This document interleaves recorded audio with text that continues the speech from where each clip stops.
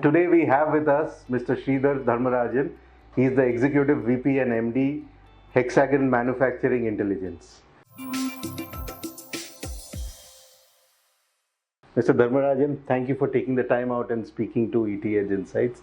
It's a pleasure to have you on our board. The pleasure is mine as well. Thank you for this opportunity. Thank you. Let me begin by asking you, the manufacturing sector is going through a lot of changes. So what are the key disruptions that are happening globally, and is India prepared to embrace and capitalize these disruptions for growth? See, the beauty of disruption is the developing countries and the developed countries are back on the starting line of the race. Right. If you really look at, let's say, automotive industry as an example, if you look at IC engines, the Germans, the Americans, and to some extent the Koreans and the Japanese, which came later, they already had a little bit of advantage by the time when we started to make our own vehicles. Right. But today with EVs and hydrogen, with hybrid vehicles, the whole scenario has changed. So when the disruption happens, the developed countries and the developing countries are back on the starting line again. And it's a great opportunity for one of the developing countries to become the leader in this space. So if you look at India today, we have about 720 startups in EV space. And most of these are in Bangalore. Our traditional automotive hubs has been Gurgaon, Chennai and Pune. But EVs in Bangalore seems to be the kind of an area because people are really looking at vehicles very differently today. People are thinking of vehicles as a computer on wheels. They're not really looking at the traditional way of designing vehicles. And concepts like autonomous and all those stuff are completely changing the way.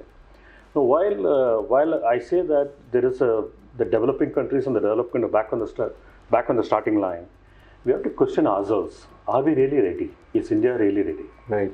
We keep talking of China +1 and all those stuff, but are we really ready?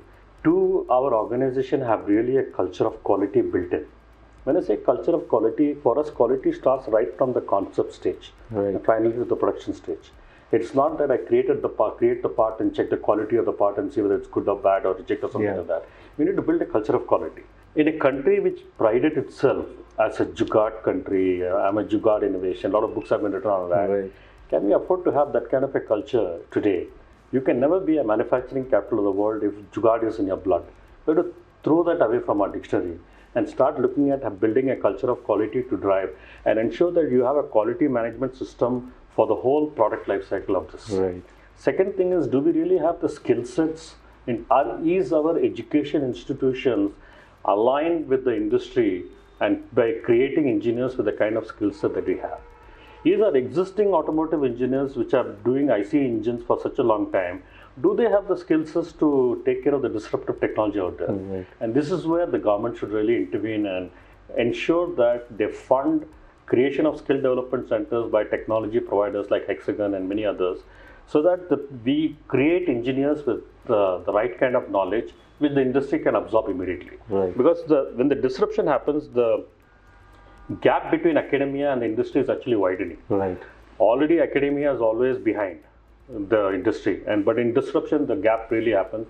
So it's extremely important for us to really kind of focus, and I would go to that one step ahead and say India can be the skill capital of the world. This is one of my personal visions. We have set up some skill development center in EV, we have set up some skill development center in autonomous vehicles, we are setting up some skill development centers in all the new technologies so that engineers can actually learn and embrace this new smart manufacturing, Industry 4.0, Industry 5.0 kind of technologies to be ready with the industry really wants. Because today industry does not have time to train. Earlier, I still remember 25 years ago, Tata Motors had a 3-year GT graduate trainee program for engineers to come on board. They take 3 years and after that they are employable.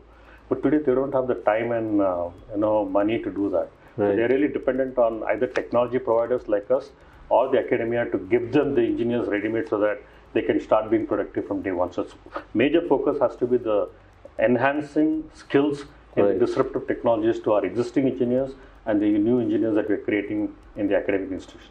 Critical points here is, like you mentioned, the contribution of the government and also investment in skill development. So if you see the current scenario in India, the public-private partnership of the investment.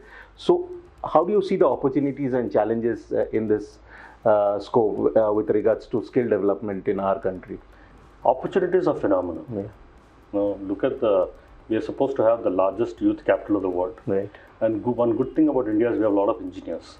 Because traditionally in our generations, every kid is actually asked, do you want to become an engineer or a doctor? Those are the two professions available. Yes. And we have a lot of engineers available today. So opportunities are phenomenal. I think we have also the volume of engineers that are really needed. The second thing is investment. That's very true. So while I say that government can do whatever it can do to the best, I feel it's the private institutions really kind of come forward and invest, because it's actually going to help themselves. So it is not only helping people in the country, but it also helps themselves for any of the product that you're creating. See, at the end of the day, whether it's automotive, aerospace, whether it is defense, whether it is consumer goods, everything has to be manufactured finally, right?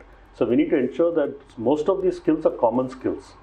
Maybe they could be some very specific for each industry, but at the end of the day, about 75% of the skills are, whether you want to teach additive manufacturing, right, whether you want to teach this, the digital transformation activity that can happen in your organization, whether you want to teach manufacturing execution systems, supply chain management. All these are all 70 to 75% of the knowledge that is needed is common for all industries, right, and maybe 10-20% are very unique.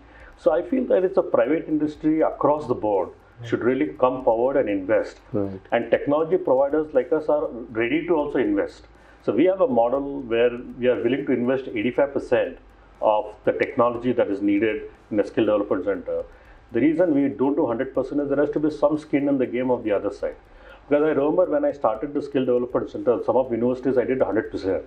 But they didn't, after 2 years, we went to the university, they didn't even open the plastic sheet from the machines. Accountability. The accountability is just not there. Right. It's just lying there.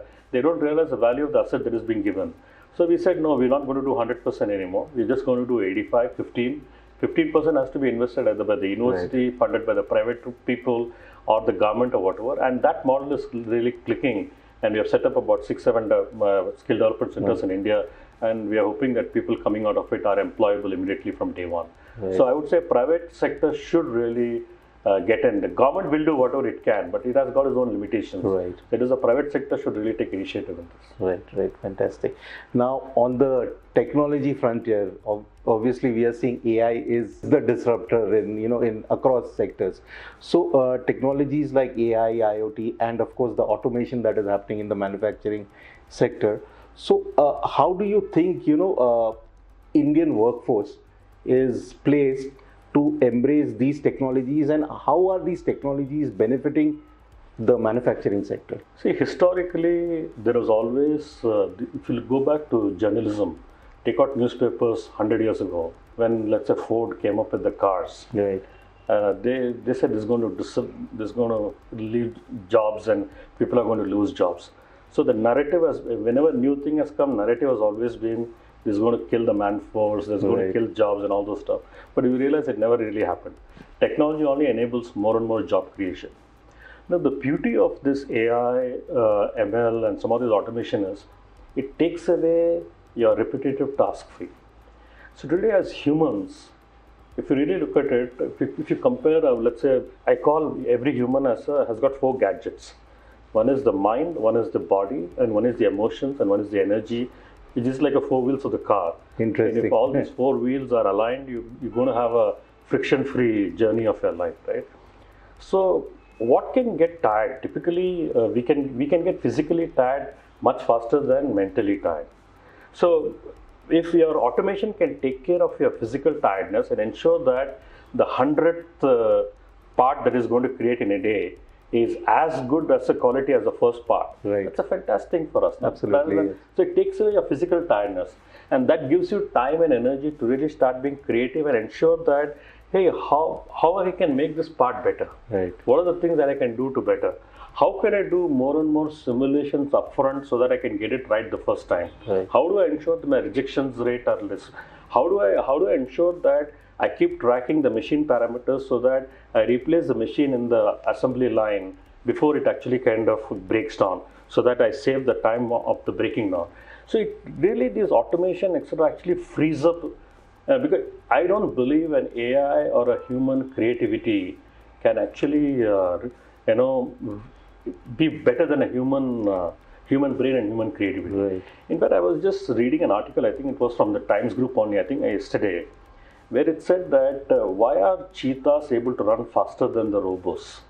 Because they kind of realize that the living beings has the ability to use our resources, the fat, the carbs and proteins in a much better way, and they are all getting replenished in a better way, rather than that has got much more power than the lithium batteries that is actually there in the robos kind of a thing. So at the end of the day, there is only a certain limitation that our AI and this one has in terms of creativity. Right. But when it comes to physical activity and physical in the manufacturing shop, they can do the repetitive task much better and much faster than us, and that can free up the human mind to really create more and more things. Right. So we can create better cars. I'll just give a perspective. About 20 years ago, you take an Indian car and you actually take a finger and press the door of the car. You know, many a times that dimple just remains for a long time before it springs back. Right. Because you have not done the simulation on the door of the car to ensure that these things are taken care of. Maybe you have just done in about 8-10 points. But today, when you have more time, you start doing the more simulation that you do, the cars get more and more refined and more better. So earlier you didn't have time because you were running and you were making 100 prototypes, and today we have the hardware and the software available to simulate what is happening in the digital world, in the real physical world. So if a car crashes into a wall at 200 kilometers per hour, I can really predict very correctly what's the deflection, what's the stresses, what's the temperature in the digital world. Right. So when you can do that, and now you have so much of free time available, you can do more and more simulation and ensure that you get it right the first time. Because if you really look at the quality of any part, there are only two qualities.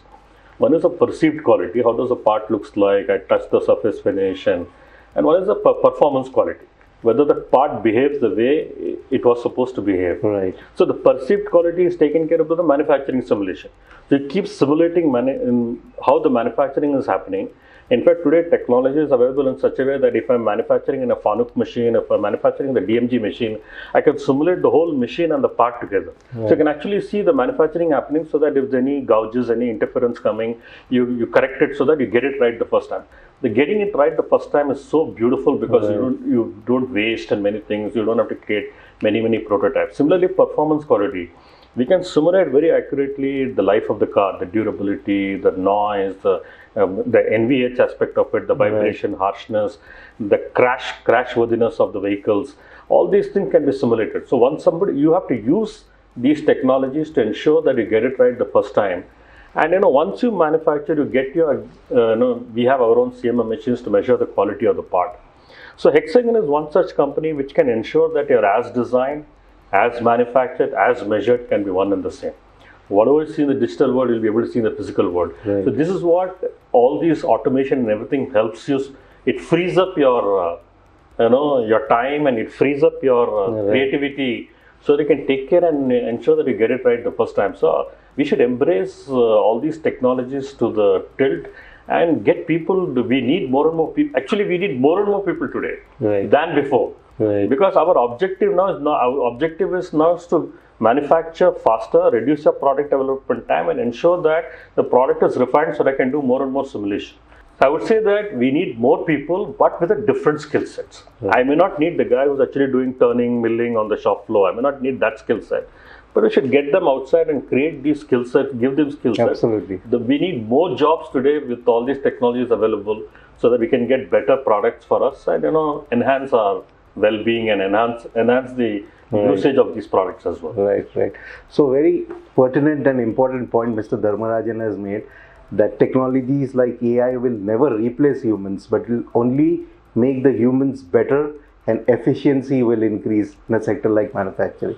Very interesting. Well, let's get into sustainability issues. But nowadays, consciously, most companies are taking a positive approach towards sustainability and carbon reduction. So what's your perception of Indian manufacturing companies with regards to sustainability approaches? If you can maybe give an example of how Hexagon is taking this approach. See, sustainability is the core. I think the realization has come a bit late, but better late than never. where we realized that we have to give back the planet in the same shape, if not better shape, to the next generation. Right. It's not fair on our part to give them the planet, a degraded planet to activity. But the beauty of planet is also such that if you really stop it, it has ability to heal itself and come back. You don't have to do anything extra to the planet. So sustainability is definitely the core area. So we need to ensure that there are a lot of research going on.